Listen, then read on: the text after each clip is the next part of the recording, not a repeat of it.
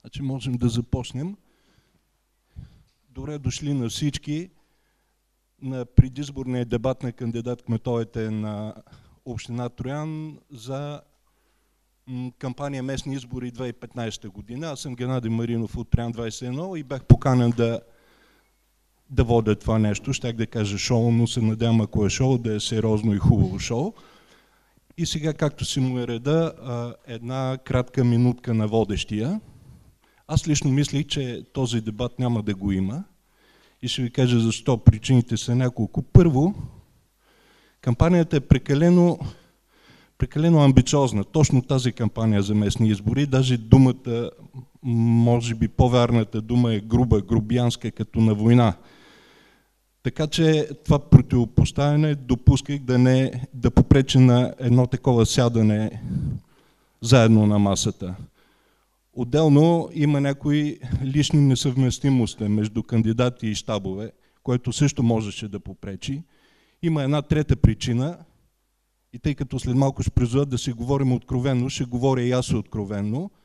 Сред тези 10 кандидати за кметове на Троян има доста странни фигури, които участват, кой знае за какво участват. Те сигурно се знаят и тези олимпийци изобщо не очаквах да участват тук. Но в крайна сметка дебата е факт и аз лично мисля, че това е нещо много хубаво и това не са силни думи, защото един такъв подобен дебат е градско нещо, висока топка, класа. И с това, че дебата в крайна сметка се осъществи, нашите политици, нашата политическа класа доказа, че е класа. Това първо.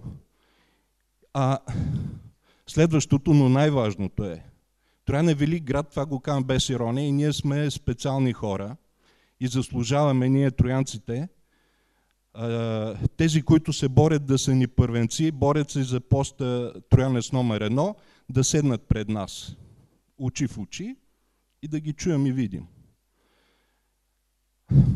И третото, също важно, дебата, говоренето е важен политически инструмент и тези, които искат да ни управляват, трябва да владеят този инструмент. Това е инструмент за лобиране, инструмент за печелене на каузи.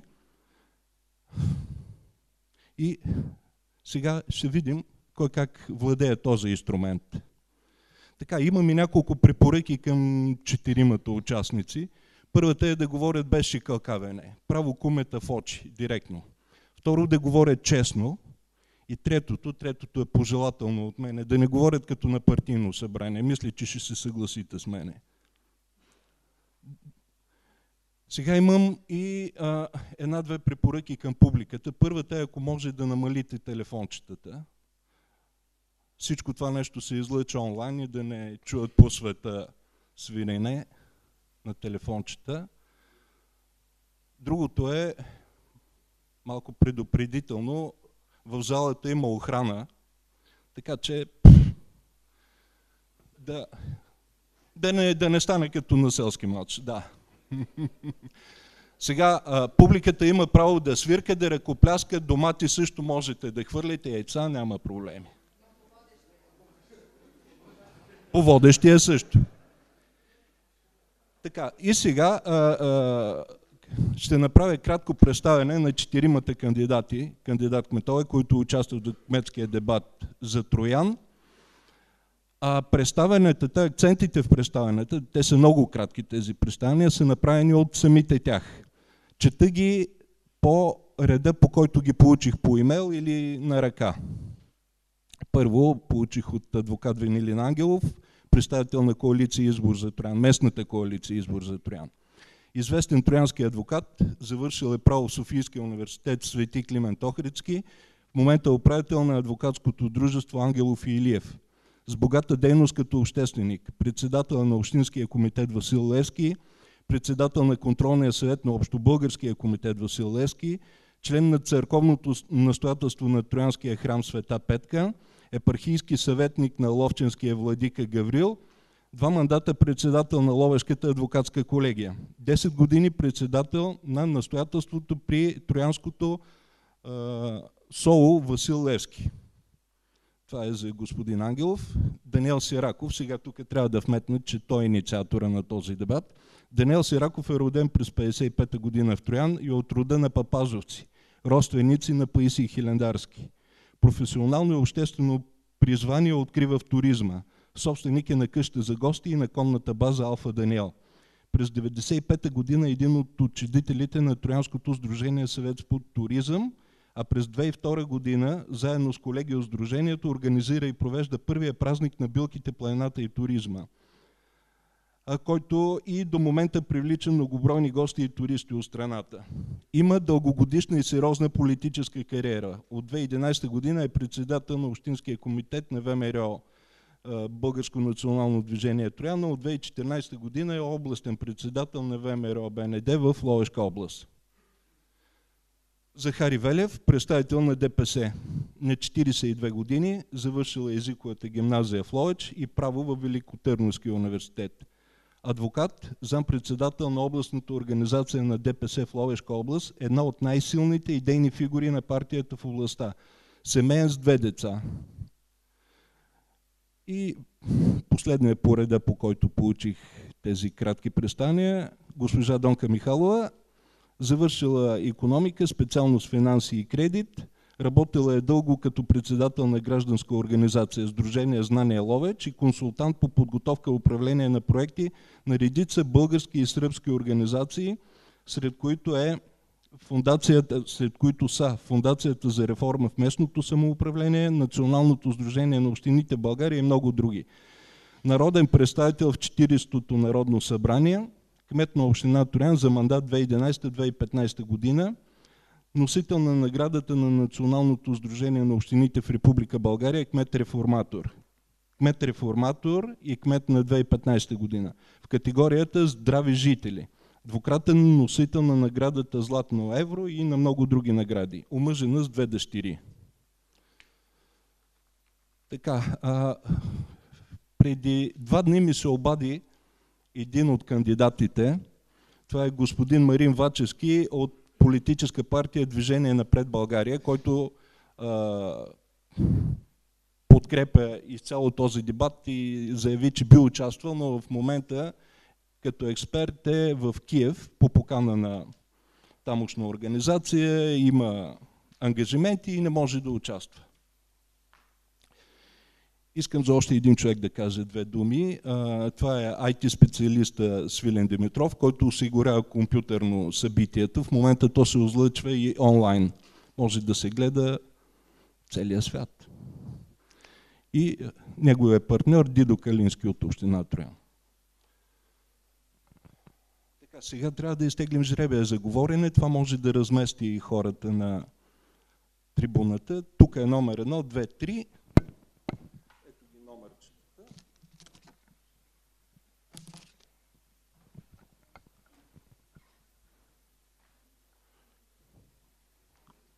Не, от дамата ли да почна?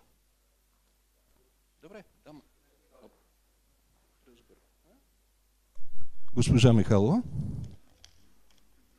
Номер 2. Значи тук стои. Господин Ангелов. Номер 3. На мястото на господин Велев.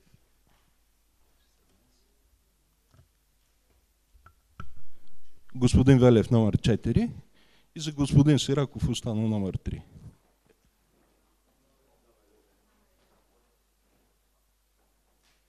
Номер 1, пардон. Номер 3 е господин, да.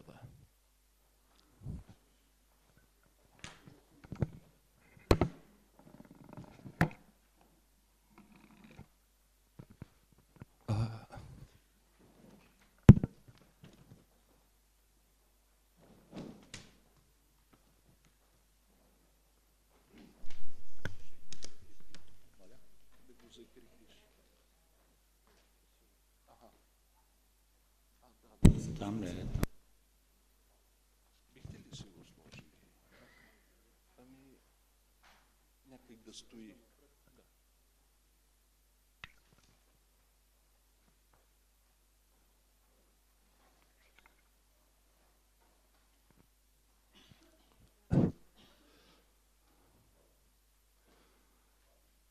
Сега за регламента. Всички ще започнат с говорене по темата 3 най-важни неща за община Троян, върху които ще насоча вниманието си като кмет през следващия мандат. Всеки говори до 9 минути, по реда, по който изтеглихме току-що. След това всеки може да зададе по 2 въпроса към всички. Всеки към всички.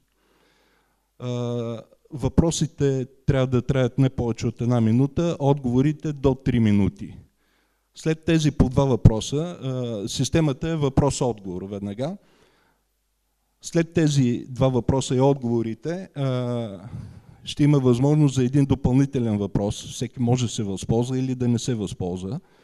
Този допълнителен въпрос всеки може да зададе само към един от колегите си.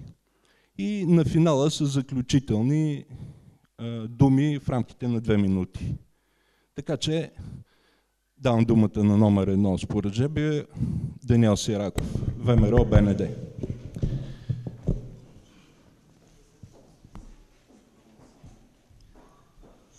Благодаря. Искам да поздравя всички присъстващи тук. Да им благодаря, че приеха да изслушат на живо мнения, становища и позиции за бъдещото управление на община Троян. Бих искал да кажа, че това е едно състезание на идеи, в никакъв случай на конфронтация, насаждане на омраза, защото след изборния ден на 25-ти ние сме граждани на тази община, отново ще се срещаме, отново ще се поздравяваме. Ако бъда избран за кмет на община Троян, незабавно ще започна по изпълнение на стратегическите цели и приоритети, заложени в плана за развитие на общината с времеви хоризонт 2014-2020 година. Незабавно ще се ангажирам с изпълнение на мероприятията, залегнали в плана, интегрирания план за градско развитие, както и всички мероприятия, които предстоят да се реализират с приемането на общия устройствен план. Като приоритет номер 1 в моята работа, моя екип, ще предложа на Общинския съвет мероприятия, свързани с конкурентоспособността на местната икономика за подобряване на жизнения стандарт, устойчивата заетост и доходите на населението. Като приоритет номер 2 ефективно използване на местния природен и културно-исторически потенциал за устойчиво развитие на туризма. Като приоритет номер 3 бих обърнал сериозно внимание по опазване на околната среда, по опазване на обществения ред, по контрола и изпълнението на 25 наредби, приети от предшестващите общински съвети. Всичко това, вероятно, бих предложил на новоизбрания общински съвет да одобри и да приеме едно решение за създаване на едно бюджетно звено, което да поеме функцията на тези мероприятия от приоритет номер 3. От приоритет номер 2 за мен и моя екип е ясно, че ще продължим работата по заложените в предшестващите мандати приоритети, свързани с развитие на туризма. За нас от голямо значение са ресурсите, които има общината, най-вече минералните води в туристическите зони на селата Шипково, Чифлик и, разбира се, едно революционно наше предложение, което може да промени съдбата на града по отношение на това, което би дошло като възможности за попълване на приходната част и за подобряване на жизнения стандарт на населението. Ако бъда избран за кмет, веднага ще възложа проучване на минералните ресурси по оста Шипково, Чифлик, Бели 8, Орешак и Чифлик с цел бъдещи сондажи и привличане на инвеститори за използване на този ресурс в тези направления, за които говорих. В предшестващия мандат като общински съветник предложихме на колегите, и то се прие като решение, да обърнем сериозно внимание по отношение на изграждането на индустриални зони с цел привличане на бъдещи инвеститори с целите, които казах преди малко. За мое голямо удовлетворение, такава индустриална зона вече има в северната част, местността Сврачи дол. Такива зони се оформят в североизточната част на община Троян. И хубавото във всичко това, което се случва, че те не са в конфликт с настоящи жилищни територии, курортни зони, което, разбира се, става по един много и нормален цивилизован начин. Извинявайте, искам да видя само къде бих могъл да си следа времето, за да не излезе в пресрочие. Трудно ми е на гърба да го виждам. Това може би трябваше да бъде някъде отпред. Господин Симаков. Да, видях. Така че всичко, което сме предвидели в нашата програма за новия мандат, е публикувана и тя вече е обществено достояние. Приоритетите са ни много, но искам да ви кажа, че тези, които бяхме заложили в предшестващия, на 80% са изпълнени. Сега предлагаме на троянските граждани още 5, които може би в въпросите, които ще имам възможност да задам, ще станат ясни и на вас тук, които сте в залата. Благодаря.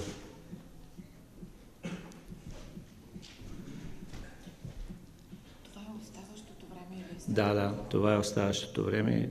Няма да се възползвам от него. Благодаря. Да поясня, че минутите, които не са използвани, няма да се прибавят към времето при следващи въпроси и отговори. Сега номер 2, госпожа Михайлова.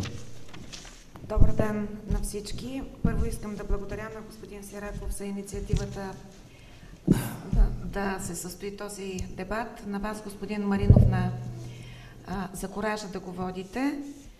И на всички мои колеги, които имаха отговорността, политическата зрялост и самочувствието да застанат срещу погледите на жителите на общината и да говорят за своите приоритети. Радвам се, че предизборните щабове решиха всеки от кандидатите да представи по 3 приоритета от платформите си. На шега ще кажа, че това е осъзнатост на политическите сили, колко важно е числото 3 в предстоящите избори и вярвам, че в изборния ден троянци няма да забравят това. 3 са приоритетите, които ние поставяме в нашата платформа. Първият от тях е повече работни места и по-добри доходи за троянци. Каква е нашата управленска философия? В мандата, който изтече, при едно добро взаимодействие с бизнеса, при активното участие на бизнеса, бих казала водещото участие на бизнеса, ние постигнахме добри резултати. Безработицата намаля от 7,5 на 6,1%, младежката безработица намаля от 17 на 11%, заетостта на територията на общината се вдигна чувствително. И ако днес Троянска община е водещата община в Ловешка област по заетост, за съжаление, според данни на КНСБ, тя е на 5-то място по заплати. Това ни тревожи. Затова ние считаме, че в следващия мандат трябва да продължим да работим по темата заетост, като заедно с това създаваме условия, предпоставки, които да предпоставят вдигане на доходите на хората. Не споделям разбирането на редица мои колеги, че един кмет не отговаря за това, че няма механизми да направи това. Мисля, че един кмет е длъжен да намери механизми за всичко, което е важно за жителите на общината. Имаме намерение да продължим политиките, които доказаха своя смисъл.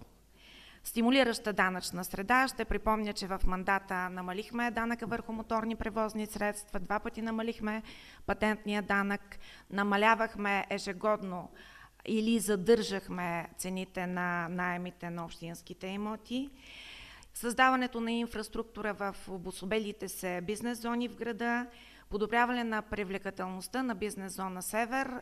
Става дума за Сврачи дол, работи много активно. В момента се проектира цялата подземна инфраструктура и уличната мрежа в зоната. Утвърждаване на информационния център като партньор на бизнеса в хотелиерството и ресторантьорството.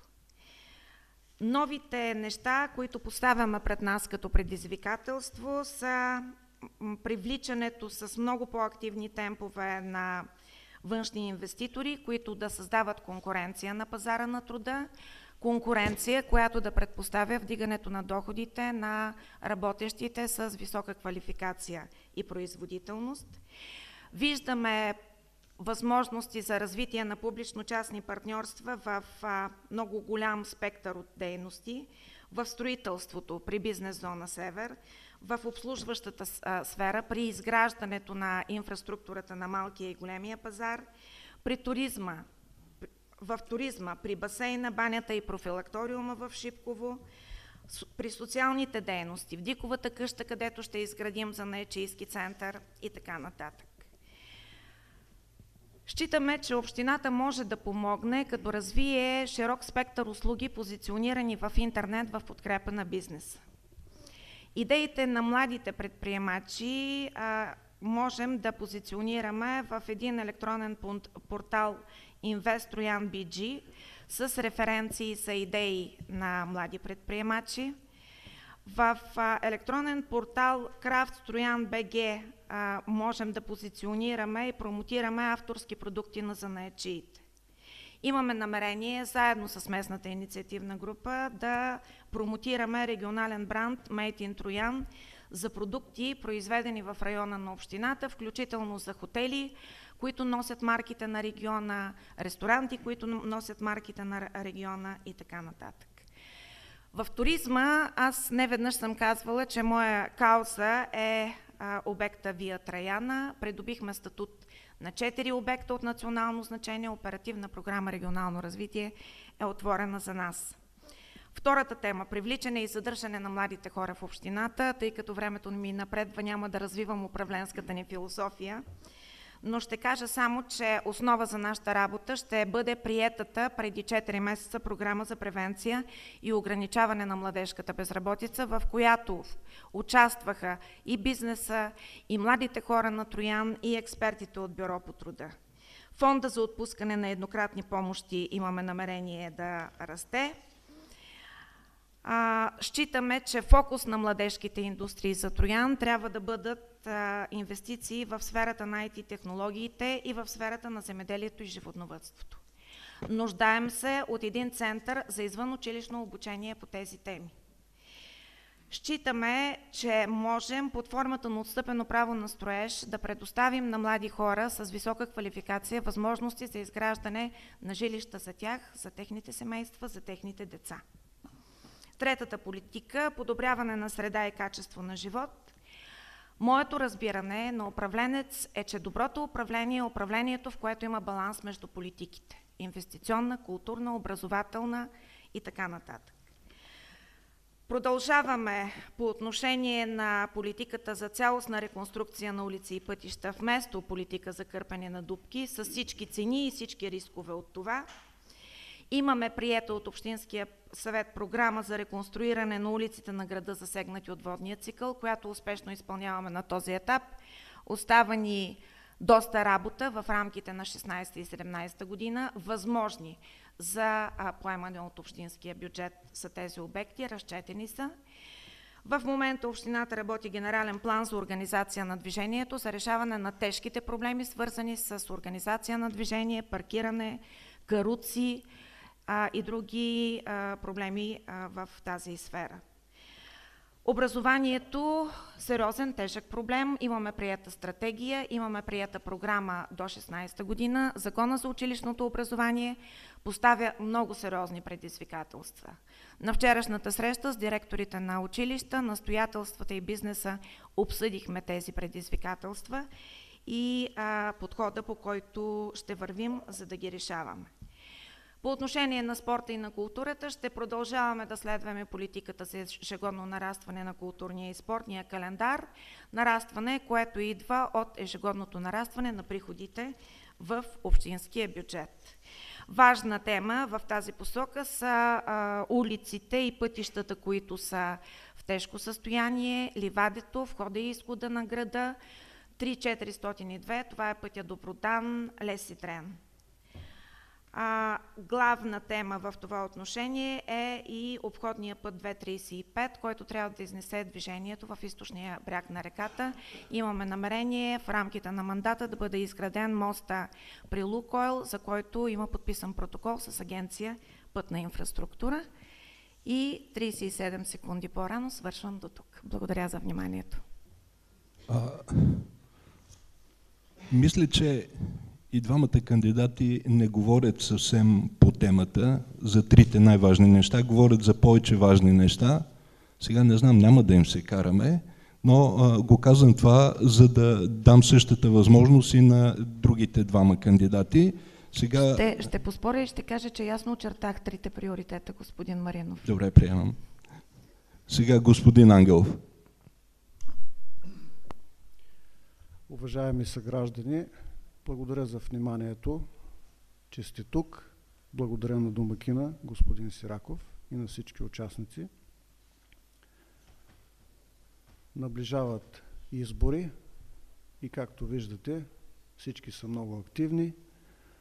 От преждеговорищите преди мен номер 1 и номер 2, аз, както гледам, всичко е решено и то за мен не остана. Но какво имам предвид? Старата практика преди избори да се вадят торбите с лъжите, на които лъжи да се дават хубави опаковки под формата на предизборни обещания. В тази предизборна кампания един кандидат за кмет беше отишъл в пенсионерския клуб и обещал, че ако бъде избран, ще дава по 1000 лева на месец на клуба. Попитаха ме от клуба мои познати, а ти какво? Аз им казах, ако дам 2000, по-добър кмет ли ще бъда, ако дам 900, по-лош ли ще бъда, и ако ви обещая нещо и нищо не ви дам, какъв кмет ще бъда. Та за това говорим. Независимо какви обещания ще даваме, независимо какви приоритети и политики, всичките кандидати са тук пред вас. Вие ги знаете много добре. Знаете и мен, и моите колеги. За 30 дни на тази предизборна кампания нито ще станем по-умни, нито по-добри, нито по-учени. Просто в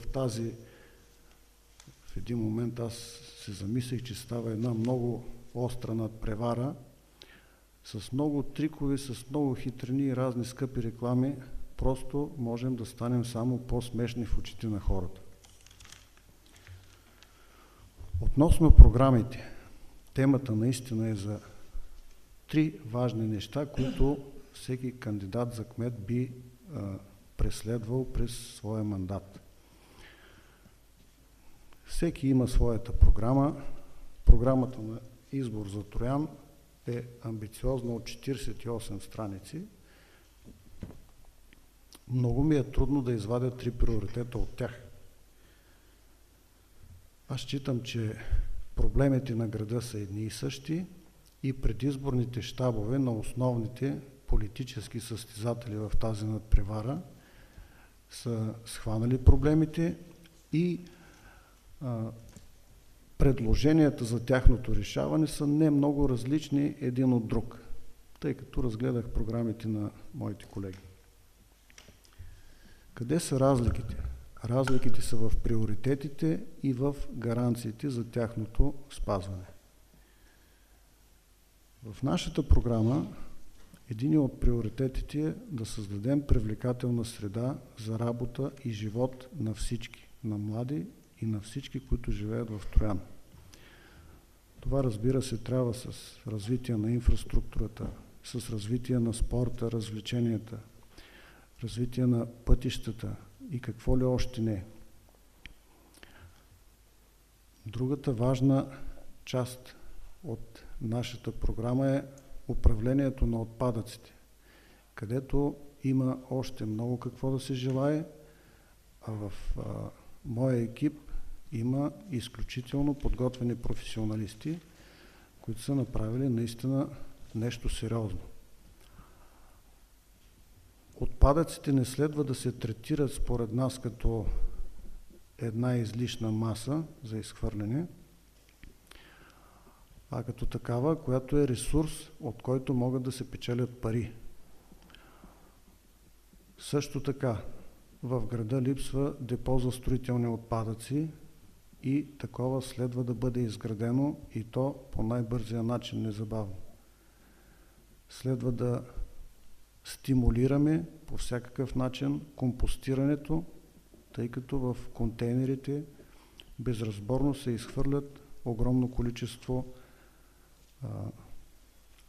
зелена маса, която може да стане на много хубава торфена смес за цветя, а в същото време уврежда контейнерите и оскъпява разходите по изхвърлянето на отпадъците, което съответно повишава тяхната цена. А както знаете, цената на отпадъците се плаща от данъкоплатците. Аз като практикуващ юрист настоявам и смятам, че мога да направя много за повишаване на контрола.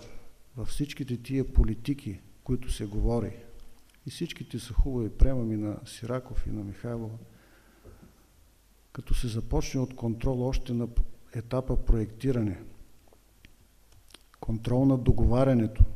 Договарянето е един специфичен проблем и всеки договор, който е неизгоден за общината, носи вреди при неговото изпълнение и за в бъдеще. Контрол при изпълнението, контрол след изпълнението, контрол и на вече извършени дейности в общината, които считаме, че много от тях са извършени некачествено и много от нашите граждани виждат това.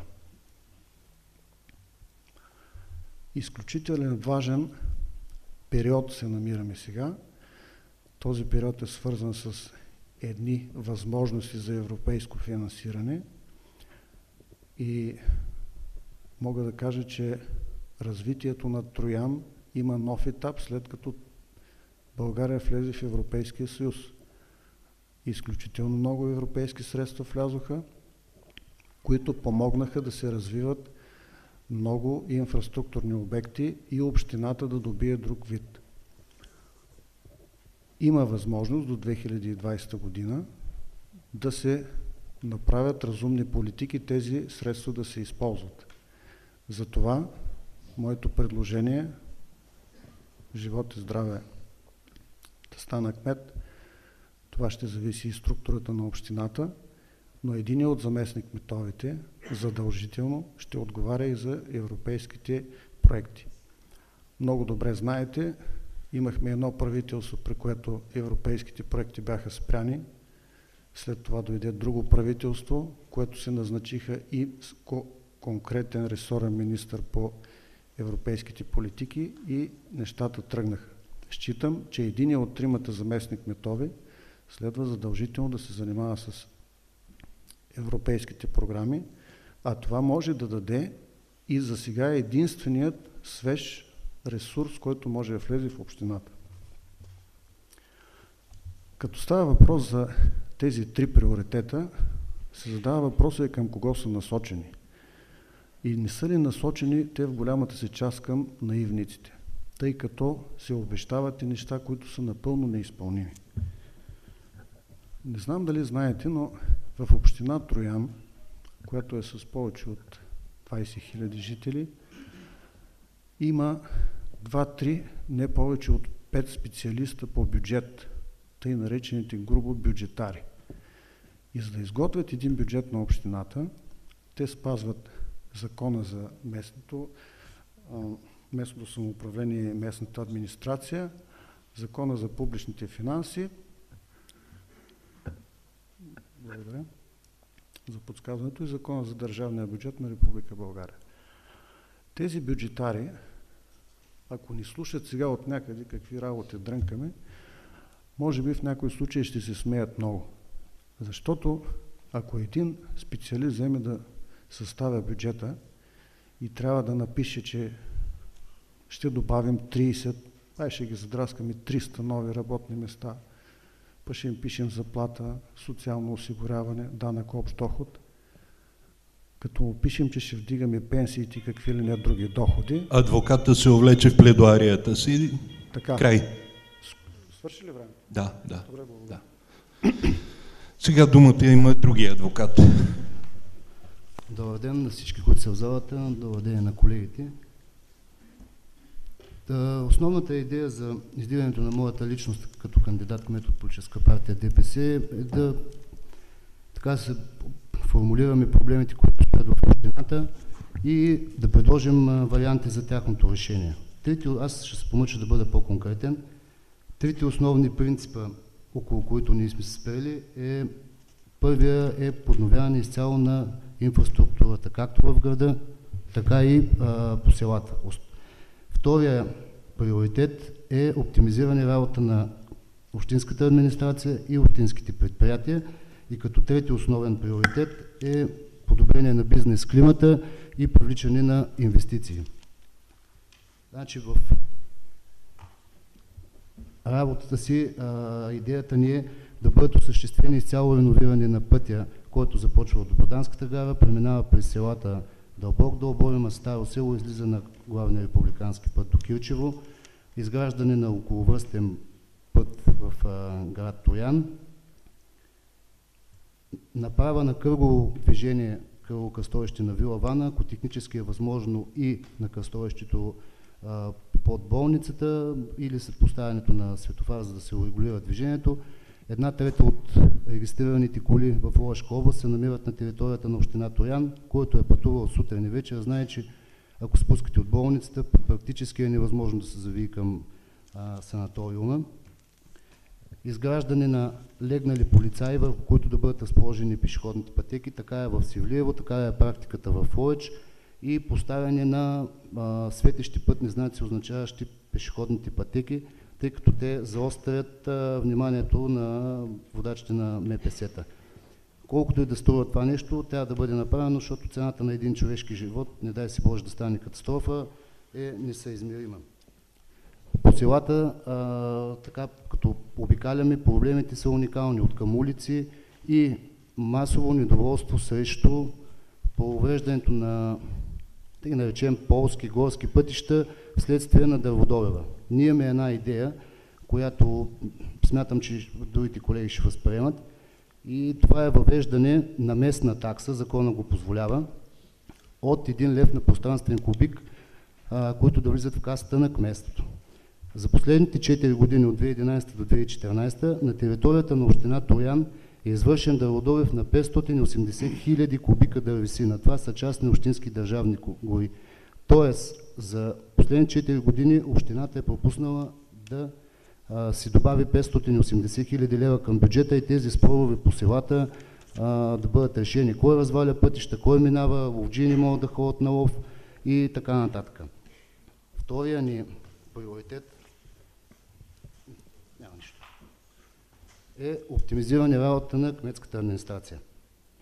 Идеята не е да се въведе автоматизирана система за следение на документооборота, защото едва оня ден с почуда разбрах, че в общината съществуват срокове от 140 дни за издаване на един документ.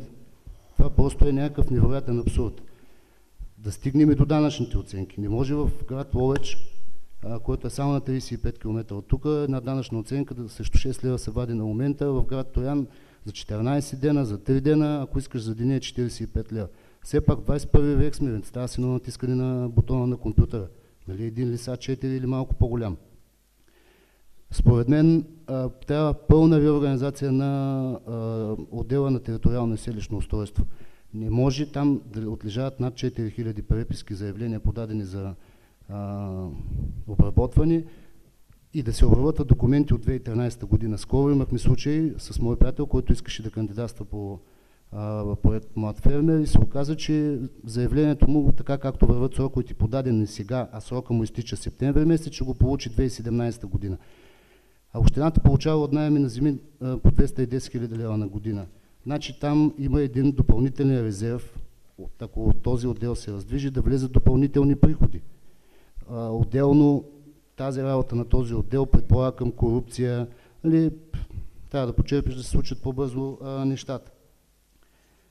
И европроектите, така, те по-често са млади хора кандидатстват, единственият начин за задържане на млади хора тук и привличане на някакви свежи пари. Не останаха много източниците на доходи в общината. Имаме идея и за оптимизиране дейността на общинските предприятия.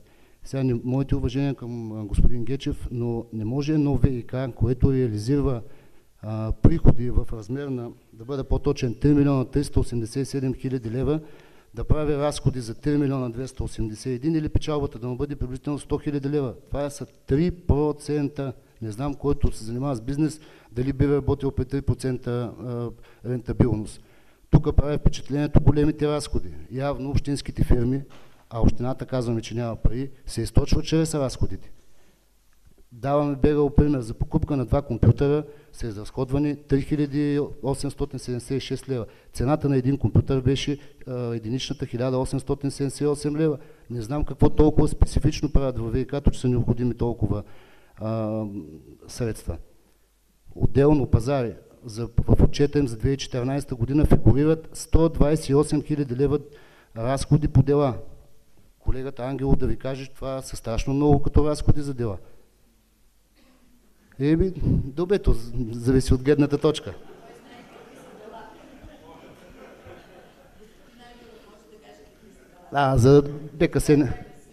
За БКС няма какво да говорим, то си е на загуба, там има 5 човека. Международното изложение в Орешака отчита 24 хиляди лева печалба, това са по 2 хиляди лева на месец. То е със статут на международно изложение, посещаемостта се е увеличила, а същевременно приходи никакви. Значи идеята не е тези неща да дори чрез налагане на тотална реорганизация да бъдат променени, да влизат повече приходи в общината. Значи там се пилеят основни средства, които могат да отидат за детска градина, за улица или за какво ли не. Третия ни приоритет е за бизнес климата и привличането на инвестиции. Ролята тук на кмета е да направи една работеща администрация. Значи всичко започва с администрацията. Зелена светлина на инвеститорите, никакво чакане за документи. Парата, както казват мои приятели, е плашливо нещо. Срещни ли бюрократични спрънки бяга. Как да привлечем инвеститори? Кой ще чака 140 дена за една скица за ПУП? Кой инвеститор дошъл от Румъния, от Англия или от някъде? Това са нещата, които ние така като акцент, иначе проблемите за решаване са доста и се надявам така да има чуваемост и да работим, дали като общински съветници или кметове. Благодаря ви. Пледоарията на господин Захари Велев влезе във времето. Мисля, че почна да става дебата. Чуха се и доста концептуални неща и по-конкретни. Набира скорост. И сега влизаме в по-така атрактивната част. Ще припомня, всеки по реда на жребия, който бяхме теглили, може да зададе по 2 въпроса към всички останали. Въпросът важи за всички други. Системата е въпрос-отговор. Въпросът се задава в рамките на 1 минута, отговор е до 3 минути. Господин Сираков, вие. Въпрос към госпожа Донка Михайлова. До кога ще търпим нерегламентирани жилищни територии с протоколи за нетърпимост? За поносимост. До кога ще търпим нерегламентирани жилищни територии на територията на община Троян с протоколи за търпимост? Мога да избягам от отговора на този въпрос, господин Сираков, като ви кажа, докато Закона за териториално и селищно устройство го позволява, той е дал ясни срокове. Но вашия въпрос е друг. Вашия въпрос е свързан с циганските гета, един проблем, който всички ни тревожи много сериозно. Става дума за гетата, намиращи се на завоя на Балабанско, на завоя за Попешка и в други райони в града. Моето разбиране е, че преди да извадим булдозерите и да тръгнем да бутаме, както го направиха в Гърмен, трябва да създадем условия в това отношение. Имаме план за узаконяване на възможни жилища в района на входа на града, чрез регламентиране на въпросите, свързани с възможността за ползване на терена. Имаме план за изграждане на нови социални жилища, защото социалните жилища не стигат към настоящия момент. Вие добре познавате интегрирания план за градско възстановяване, знаете, че там са заложени такъв тип дейности. Разбирането ми е, че когато създадем условия, можем да влезем с булдозерите. В противен случай се генерира напрежение, което не е в интерес на никого. Независимо каква е битовата култура на тези хора имат малки деца, бременни жени и такъв тип поведение видяхме до какво води в Гърмен. Въпросът, свършихте ли, госпожо? Въпросът беше прецелен към госпожа Михайлова, но по него трябва да говорите другите двама участници. Господин Ангелов, за булдозерите и циганите. Нещо, аз мисля, че по два въпроса към всеки един. Така че към господин Ангелов имам подготвен друг пакет. Ако ми продължите да продължа към госпожа Михайлова с втори въпрос. Значи, идеята беше третия въпрос да е към конкретен кандидат. Да, но добре, променяме в движение. В регламента е записано, че всеки един от нас има по два въпроса към всеки един от участниците. Иначе... Не към всички, така ли? Иначе грешката е моя. И след това, да. Добре. Така че продължаваме. Значи двата въпроса могат да са към всички, могат и да са към само един. Точно. Господин Сираков прецели първия си въпрос към един участник, сега право на втория. И понеже с госпожа Михайлова отпочнахме тази тема, искам само една реплика. Аз никъде не съм споменал за булдозери, госпожа Михайлова, вие го казахте това, но бихте ли подкрепили една идея на ВМРО за изграждане на нови жилищни територии за социално неинтегрирани граждани на общината при строг регламент и начин на заплащане, имайки в предвид, че това би могло да се осъществи на общински терени земеделски статут, с тяхното преотреждане, както направихме с индустриалната зона, и да бъдат предоставени възможности на всеки желаещ да се изгради дори под формата на типово жилище, одобрен проект в общината, при лизингово разплащане. Тоест, на части да се изплати ангажимента към придадения му имот. Господин Сираков, мисля, че съм доказала, че съм подкрепила всички смислени, ценни идеи на моите опоненти. Първата идея, която ви споделих за входа на Троян, в голяма степен съвпада с предложеното от вас. Мисля, че детайлите могат да бъдат уточнени в един разговор. Всички полезни идеи по отношение на този болезнен проблем, мисля, че трябва да бъдат обсъдени и трябва да вървим напред към решаването. Благодаря. Това е отговора. Господин Сираков изчерпа правото си на два въпроса към колегите си. Сега госпожа Михайлова. Не, аз изчерпах възможността за два въпроса към госпожа Михайлова. Сега би трябвало да задам два въпроса на господин адвокат Венко Ангелов, нали така? Добре. Иначе значи аз съм изтълкувал регламента погрешно. Много бързо ще свършим. Сега, не, няма да свършим бързо. Сега коригирам това, което казах. Всеки има право да зададе по два въпроса към всеки. Значи станаха по 6 въпроса. Плюс последния уточняваш допълнителен въпрос за финал. И двете минути заключителни думи. Господин Сираков, въпросите ви към адвокат Ангелов.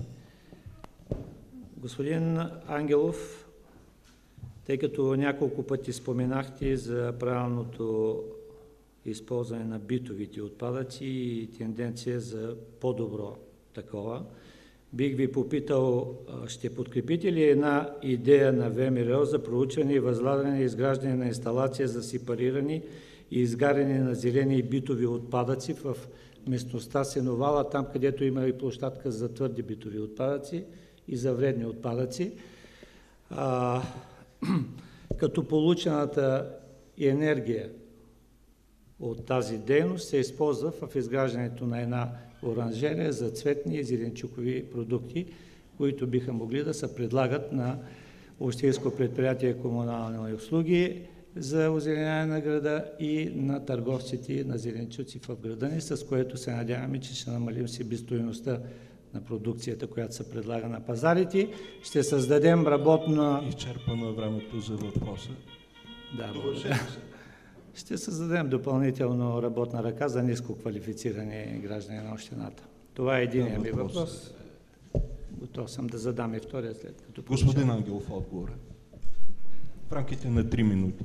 Радвам се, че с господин Сираков мислим в една насока. Идеята на пръв поглед, като я гледам, не е лоша.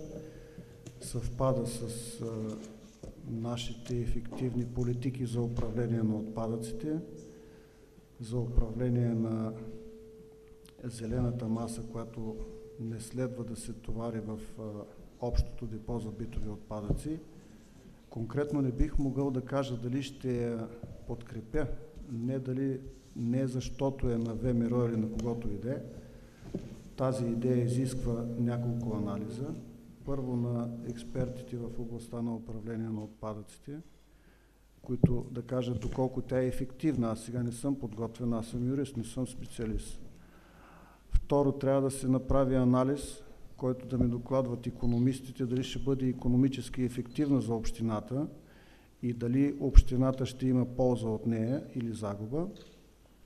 Ако бъде и екологосъобразна, приятелю, веднага ще я подкрепя и смятам, че всичките мои колеги ще подкрепят тази идея, защото наистина тя ще... Защото тя наистина ще помогне за управлението на отпадъците, за екологията и за работните места.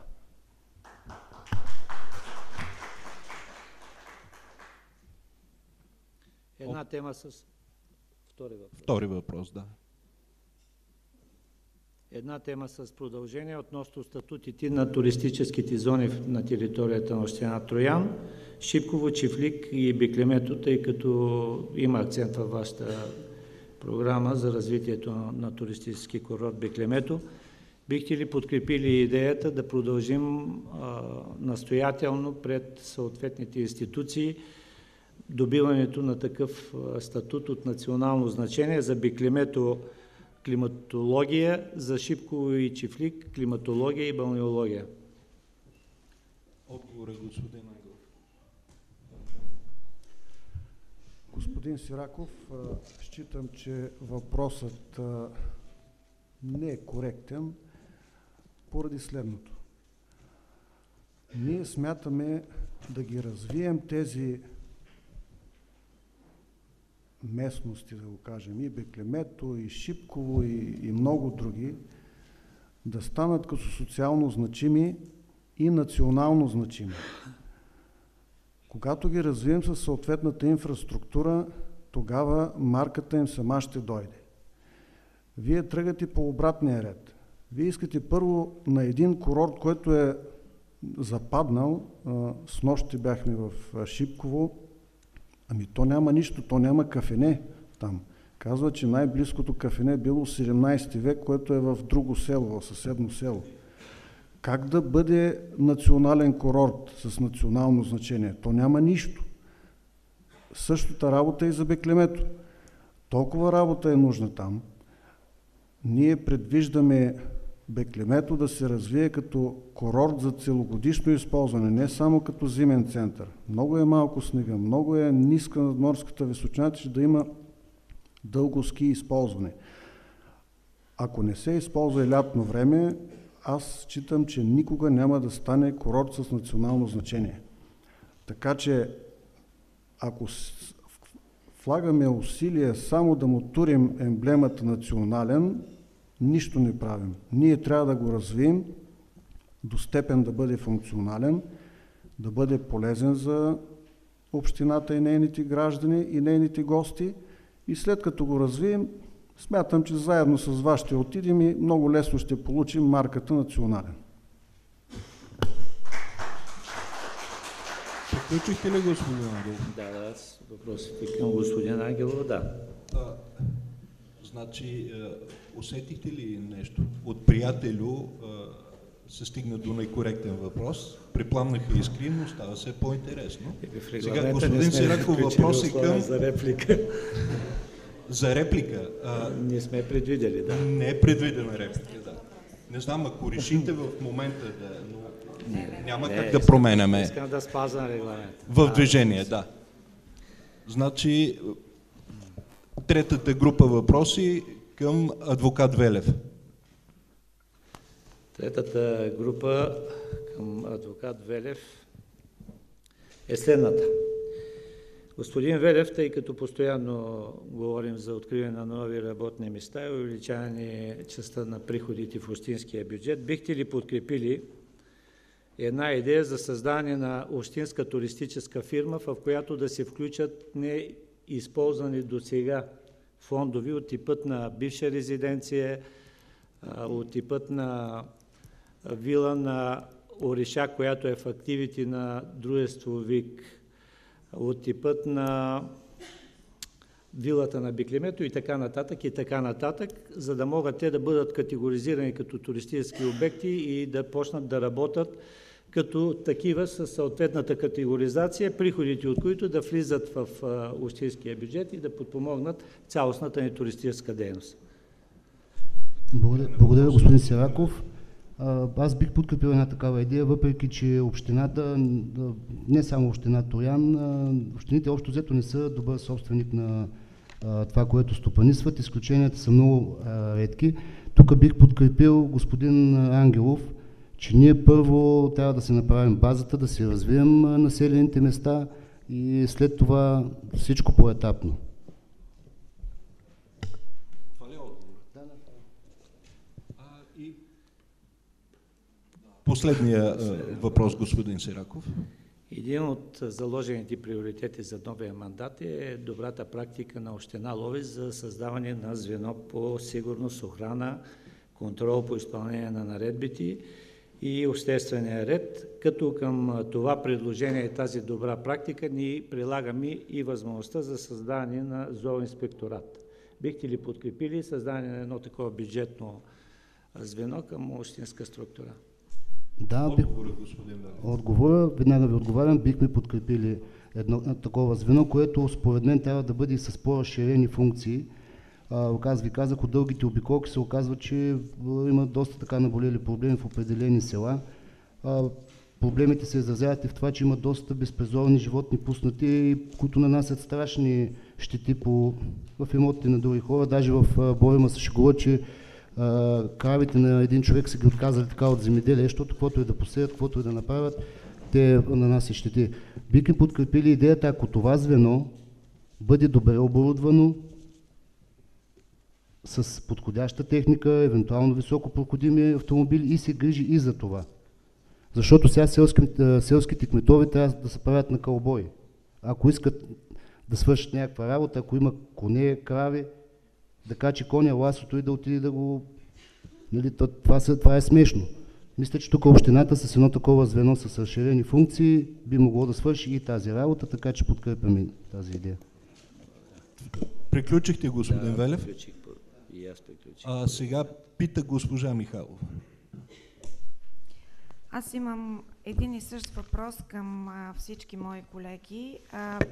Ще го адресирам конкретно по реда. И този въпрос е: какви гаранции давате, че ако бъдете избран за кмет, ще управлявате честно? И тъй като господин Маринов очевидно би искал малко повече напрежение в дебата и ни провокира за припламване на искри, ще кажа само това, че много държах да задам този въпрос на господин Шишков, чиято кампания е базирана на доста неискреност, доста лъжи, доста кал адресирана към мен.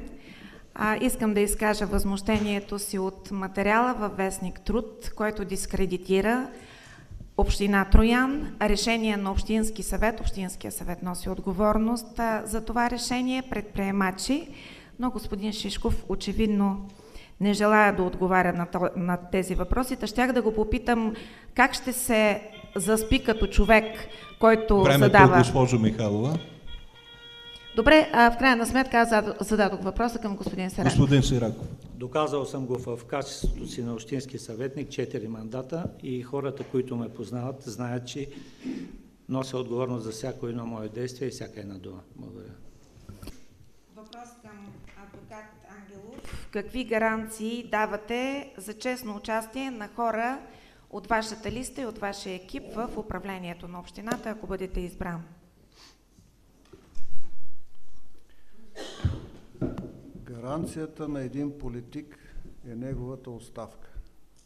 Аз ви казвам, сега сме 17 октомври и ако аз бъда избран за кмет, аз не бих стоял на стола, който се крепи на купени гласове. Ако ми представите доказателства, безспорни, за един купен глас от моите колеги, което и тях съм ги предупреждавал, в същия момент моята оставка ще я получите на момента. И на нея ще пише датата, когато съм я дал, плюс датата 17 октомври днеска, когато съм я казал. Това абсолютно трябва да се знае. Второто нещо, гаранцията дали ще бъда добър управник или не, може да се види в моята дейност до сега. Аз наред с адвокатската си дейност съм имал повече от 20 години обществена дейност, която дейност никога не е била свързана с заплащане или някакви облаги.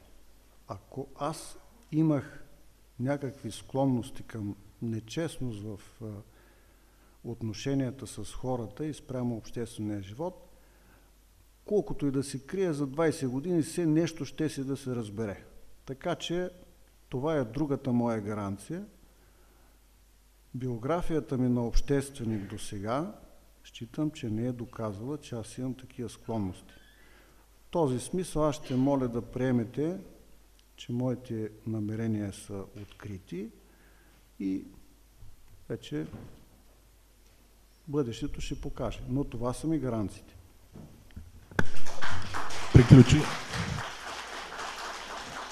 Имаме втори въпрос. Конкретно обещание. Да, Втори въпрос към господин Ангелов. В сайта ви е записано, че важен елемент от вашата платформа е изграждане на канализация на всички квартали в града и за всички селища. Въпросът ми към вас е, знаете ли колко би струвало това? Знаете ли, че такива средства не могат да бъдат осигурени нито от държавния бюджет, нито от оперативна програма Околна среда? Знаете ли, че поради това, че община Троян има общинско ВиК дружество, не може да търси общинско финансиране до всъщност вливането на общинското дружество в държавното? Намирам този ангажимент за напълно неизпълним и подвеждащ избирателите ви. Господин Ангелов. Всичките тези работи, които казвате, аз ги знам. Знам също така, че в населените места има вече доста къщи за гости, доста хотели, които са на септични ями. И това е едно минало от преди 2 века назад. Оказа се, че немалка част от град Троян, като се започне от бензиностанция Петрол нагоре, нямат нормална канализация и проблемите си стоят заустване в каналите, които са за повърхностните води и септични ями. Това нещо, ако считате, че е търпимо, аз не съм съгласен. Относно парите колко ще струва, има си специалисти, които правят проекти. Аз за това казвам, не съм все компетентен, но бих настоявал в моя екип да има един от заместник-кметовете, който да отговаря за проекти, да търси финансиране и аз ще се боря, докато това стане. В бюджетите, които са направени до сега в общината, направих си труда да прегледам някои неща. Виждам, че се предвиждат във всеки един отделен бюджет средства както за асфалтиране на улици, така и за различни подобни дейности в отделните селища. Въпросът е въпрос на всички партии, на всеки кмет, който би бил избран, трябва да работи в тая насока. Много ясно, че няма да стане наведнъж, но за мен не е коректно в град Троян да се подменят на някои места тръбите за втори път, а в друга част на града да няма никакъв канал. Това е за 21 век недопустимо и бих направил всичко възможно тези неща да се променят.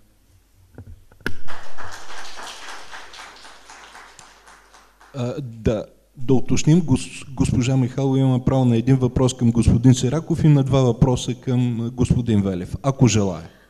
Имам един въпрос към господин Велев. Знаете, че има чувствителност към участието на ДПС във властта. Важно е жителите на община Троян да чуят какви са вашите гаранции, че ако бъдете избран, ще управлявате честно. Относно честността малко, въпросът е много абстрактен. Всички тук сме се явили с лицата си, с положението си, с автобиографията си. Ако някой от нас е дал повод за нещо нечестно, но не мисля, че има такъв проблем. А колкото до ДПС, този въпрос почва вече да така много е странен. Ние доказахме, че общо взето сме отговорни, предвидими и не виждам притесненията ви, ако ДПС има избран кмет за община Троян, че ще има нечестно управление. Никога не сме давали повод, нито на никой от нашите политически опоненти. Сигурно някой така се дразнат от нашето присъствие, но това е демокрацията. Чърчил е казал, не е най-доброто нещо, но просто света не е измислил нищо друго за сега. Следващия въпрос, госпожо. Госпожа Михайлова няма да задава повече въпроси. Господин Ангелов, ваш ред е да питате.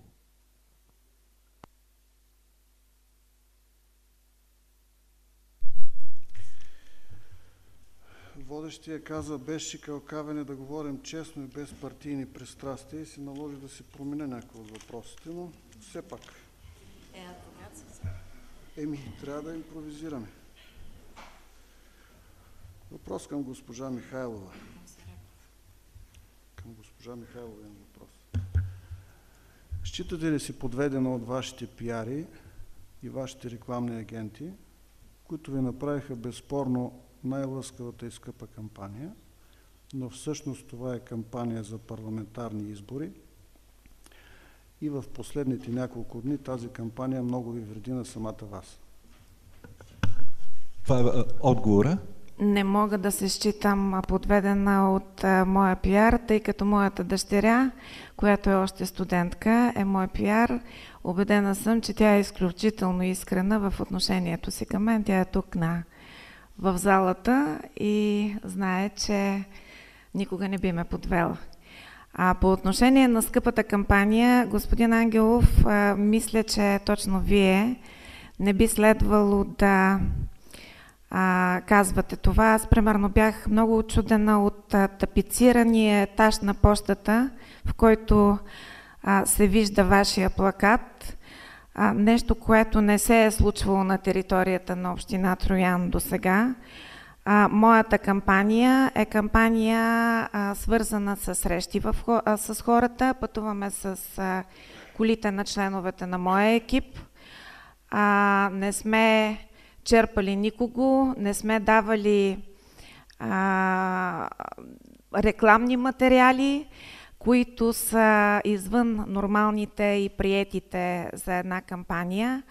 Ако считате, че хора, които ме уважават, се включват в моята кампания, примерно като академик Георги Марков, който току-що приключи срещата си в Троян, неговото идване в Троян е напълно безплатно, включително и транспорта е поет от самия него.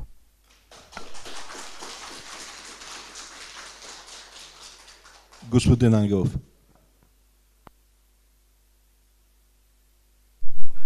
Втория ми въпрос към госпожа Михайлова. Съгласна ли сте като мен да поемете един ангажимент, да си подадете незабавно оставката, ако бъдете избрана за кмет, в случай, че се представят безспорни доказателства, че вие в качеството ви на кмет сте канали в кабинета ви представители на местния бизнес, да им предлагате да участват с пари във вашата кампания срещу услуги за бъдеще в рамките на законното. И ако се представят безспорни доказателства, че хора от вашия екип или ваши бъдещи коалиционни партньори, ако се стигне до втори тур, са купували гласове. Както аз направих и казах, че аз бих си подал оставката, ако един глас има купен от моите колеги, напускам веднага. Вие съгласни ли сте на това? Благодаря. Приключи времето. Госпожо Михайлова. Господин Ангелов, това не е въпрос, това е манипулация на залата. И аз мисля, че ако имате безспорни доказателства, трябва да ги дадете сега и веднага, тук в тази зала. Разбира се, аз такива преговори не съм водила и бих си подала оставката, но моля ви доказателствата да бъдат дадени тук и сега, веднага, пред всички тези хора, пред които вие ме обвинихте в корупция.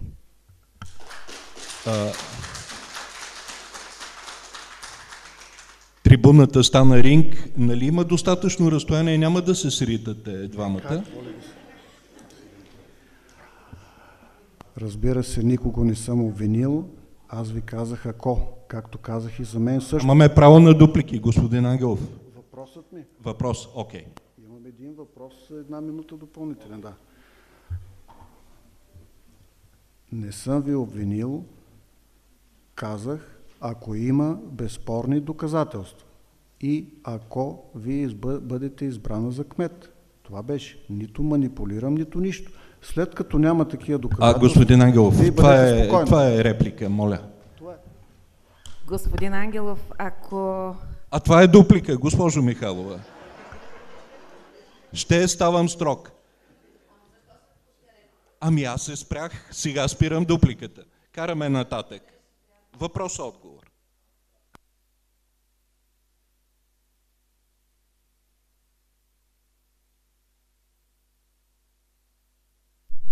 Господин Ангелов. Въпрос към Захари Велев. Валидно ли е още предложението, отправено от вашия щаб към нашия, за подкрепа срещу 10% от общинската администрация, едно заместник кметско място? Господин Велев. Ръкавицата е хвърлена. Благодаря на господин Ангелов за въпроса. Само искам да му задам контравъпрос. Кой е този човек от предизборния щаб? Предизборният щаб се състои от мен, общинския председател Исай Милев и общинската съветничка, вече бивша, Айнур Кихайова. Това са членове. Ако някой от тях е идвал, моля да го назовете. Аз за такова предложение за първ път чувам. И отново, не някак си така се опитвате някаква манипулация. Въпрос-отговор. Господин Ангелов.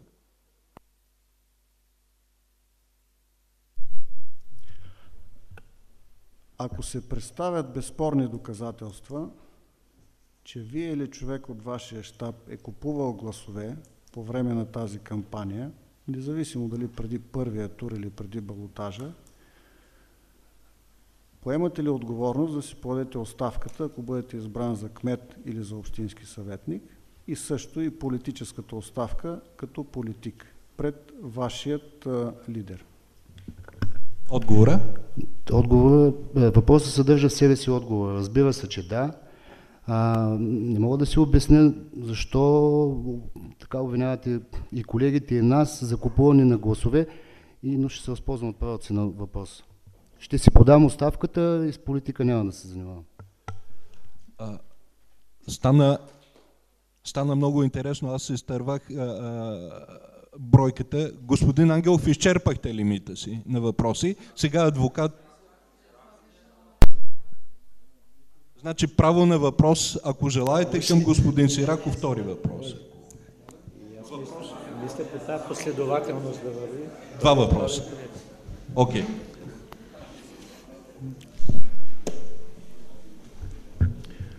Господин Сираков, с вас сме близки от дълго време. Първият ми въпрос е: от колко години сме приятели с вас? Аз вече не си спомням, а бяхме много малки.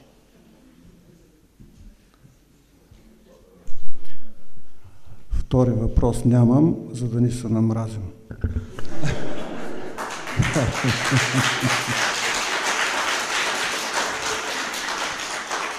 Господин Ангелов приключи с въпросите, нали? Адвокат Велев. Мислех да задам един общ въпрос, но провокиран от господин Ангелов, искам конкретен въпрос към него. Господин Ангелов, казахте, че си подадете оставката. Ако някой купува гласове, питането ми е следното. Ако човек от вашата листа купува гласове, вие ще си подадете ли оставката като член на Общинския съвет, защото явно ще влезете в Общинския съвет, и ако станете кмет, на човек от вашата листа? На момента ще я подам. На който от моята листа купи глас и има безспорни доказателства, това беше условието аз да се кандидатирам, да се включа в тази кампания. Един глас да има и да ми се представят доказателства, преди вие, господин Велев, аз ще си бъда подал оставката и няма да бъда там. Не бих стоял и минута на кметския стол, ако той е подкрепен на купени бюлетини, тъй като ще ми убиват. Не е за мен тая работа. Благодаря. Адвокатската полемика е в разгара си, господин Велев. Въпрос. Един общ въпрос към... Имам един общ въпрос към тримата кандидати. По какъв начин, значи идеи много, ще правим сметосъбиране, ще правим инсталации. Питането ми: по какъв начин ще осигурите финансиране за идеите си, които имате? Откъде? По оперативни програми? Да дадете отговор откъде ще дойдат парите, защото бюджета на общината няма да стигне за тази работа. Значи, първо ще отговаря кой? Според жребия би трябвало господин Сираков, но адвокат Ангелов започна. Да, мисля, че така господин Сираков. Така е коректно. Вярно е, господин Велев, много идеи се изложиха в тази зала. Аз бях много категоричен по отношение на това, че ние ще работим да пълним приходната част на бюджета, най-вече със собствени средства, но тези инвестиционни намерения наистина изискват и чуждо участие. Било то под формата публично-частно партньорство, било то под формата на отваряне на нови програми и разработване на проекти. Важното е нещата да се случват и животът да се подобрява в тази община. Благодаря. Отговорът приключи. Господин Велев, да считаме, че въпросът е зададен към госпожа Михайлова. Същия въпрос. Господин Велев, аз ви благодаря за този въпрос, тъй като е много смислен. Първото нещо, върху което ще продължа да се концентрирам, е нарастване на местните приходи в местния бюджет. В рамките на този мандат, въпреки кризата, те пораснаха 23%. Обърнахме тенденцията от предния мандат. Имам конкретна визия как може да бъде преструктурирана администрацията, така че този темп да нарасне.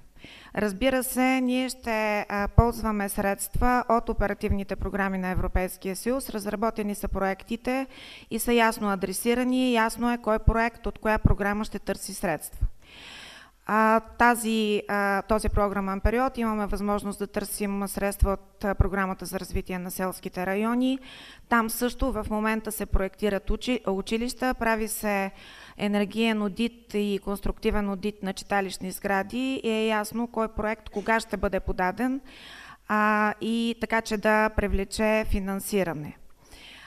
Очакваме отново да работим активно в местната инициативна група. Този мандат ние привлякохме средства за 9 проекта и тази тенденция, убедена съм, че ще се увеличи. Освен това, работим по цял набор програми извън европейските. включително и американски, норвежката програма, швейцарската програма, по които ще търсим финансиране. Само един пример, колкото и странно да беше за някой, чрез американската програма ние успяхме да привлечем средства за реновирането на училище Иван Хаджийски.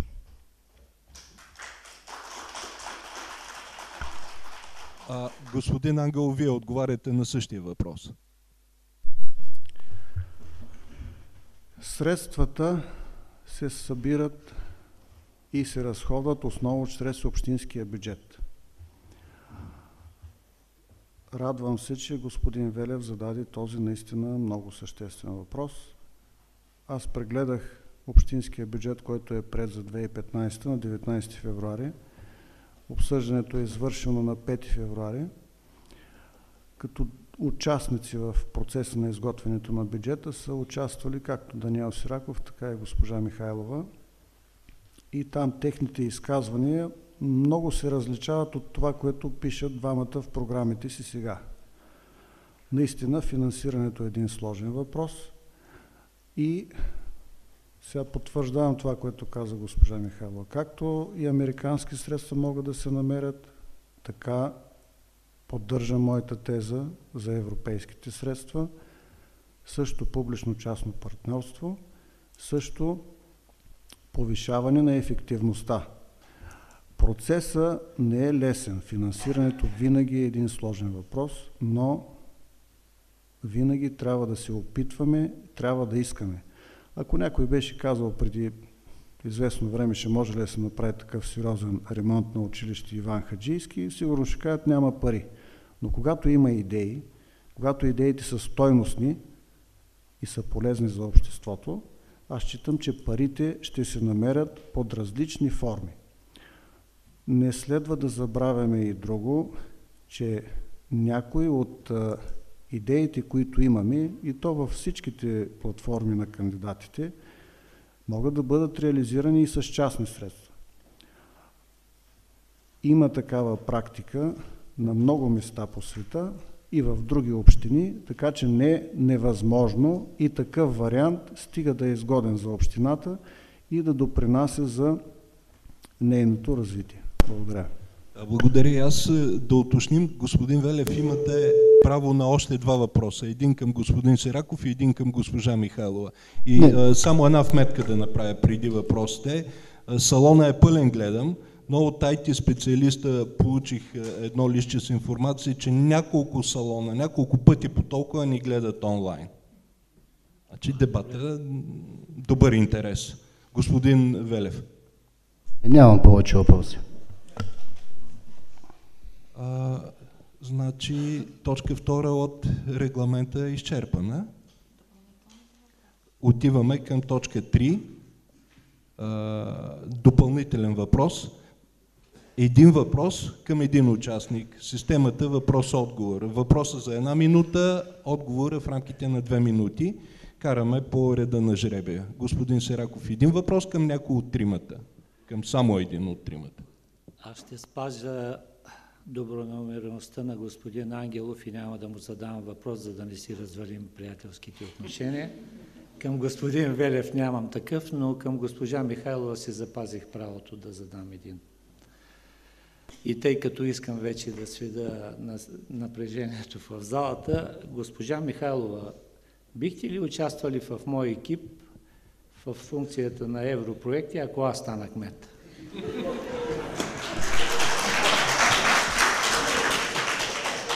Госпожо Михайлов. 2 минути за отговор. Господин Сираков, аз съм кмет.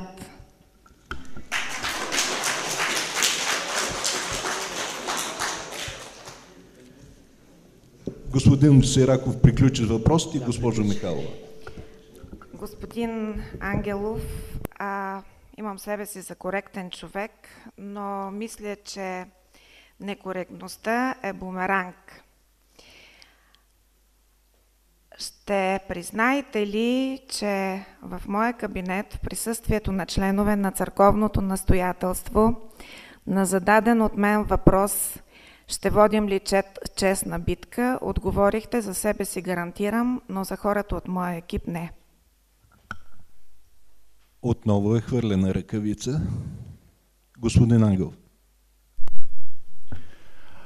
Напълно вярно е това, което каза госпожа Михайлова.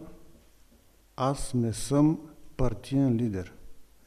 Хората, които са ми поканили, са хора свободни, хора демократи, които имат глави на раменете си и могат сами да си контролират действията. Аз за техните действия не мога да отговарям. Мога да отговарям само за условията, които съм поставил.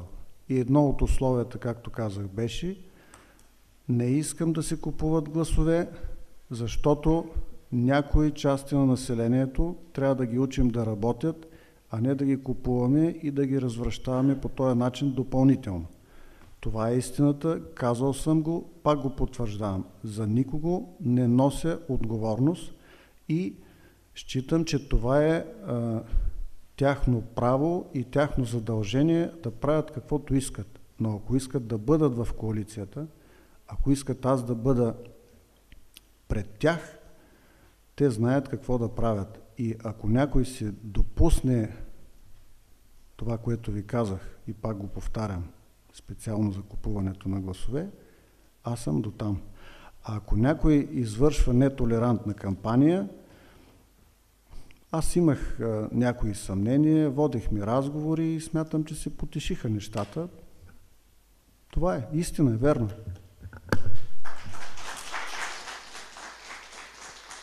Господин Ангелов, отговорихте, сега питате. Право на въпрос към някой от тримата, към един от тримата. Нямам въпрос. Господин Велев, топката е при вас. Така нещата с леки побутвания и повитвания се случиха. Мисля, че всичко е ясно вече. Ами, изчерпахме двете най-важни точки, въпроси и отговори. Сега стигаме до финалната част. Заключителни думи в рамките на 2 минути по реда на изтегления жребий. Господин Сираков. Традиция и приемственост. От нас при срещите хората поискаха нови лица в управлението, поискаха младите да са по-активни и обществено ангажирани, поискаха родолюбиви политици, които да ги грижат за Троян. За сигурност и достоинство на 25-ти, номер 7 от интегралната бюлетина. Приключихте, господин Сираков. Финалните думи на господин Сираков, сега госпожа Михайлова. Вместо финал ще разкажа една история. Беше в най-тежката фаза на водния цикъл, беше ми много тежко. Стоях в кабинета си, влезе дядо Сиони и ме попита: какво ти е, кмете? Казах: тежко ми е. Той каза: Господ дава на всеки този кръст, който може да носи. И ми разказа една библейска притча. Един човек се оплаквал, че кръста му е тежък, тогава Господ му казал: влез и се избери кръст, който ти приляга. Той избрал един, бил му лек, посегнал към друг, бил му тежък, в крайна сметка избрал този кръст, който считал, че му приляга. Излязал отвън, Господ му казал: слушай го до кръста, който остави. Сложил го, кръстовете били еднакви. Аз мисля, че знам, че кръста на кмет на Троян е кръст, който мога да нося. Знам, че моите опоненти, които се стремят много честно към това, не са сигурни, защото не са го изпитали. Сигурна съм, че общинските съветници от БСП също могат да носят кръста на най-голямата група в Общинския съвет. Затова числото е 3, датата 25, гласувайте за нас. Знам как да продължа.